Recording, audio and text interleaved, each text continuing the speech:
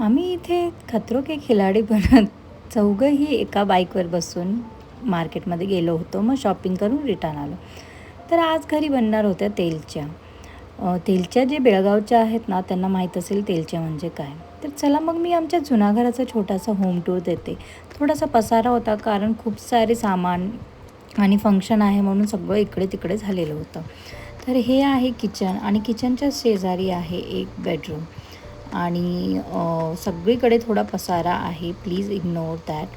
आणि मग मागे पण 2 रूम आहेत, ते मी दाखवायला विसरले. आत्ता घरी आलेत मावशी, वहिन्या वगैरे. आज आमच्याकडे तेलच्या करणार आहेत आणि तेलच्या म्हणजे गोड पुऱ्या. जे बेळगावचे असतील त्यांना माहितीच होईल की तेलच्या म्हणजे काय असतं. तर चला मग मी तुम्हाला दाखवते कसं काय काय करताय. टेरेसवरती करताय कारण खाली खूप गरमी होती. मग टेरेसवरती शेड पण आहे, तर वरती चला बघू.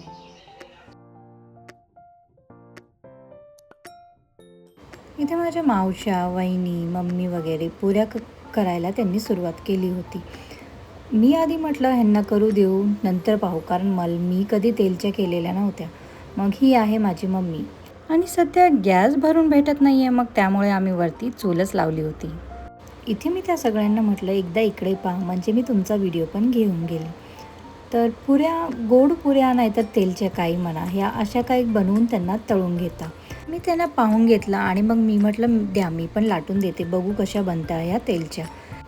ताईने पण तेलच्या तळायला घेतल्या. मग मी म्हटलं मी पण लाटते आहे.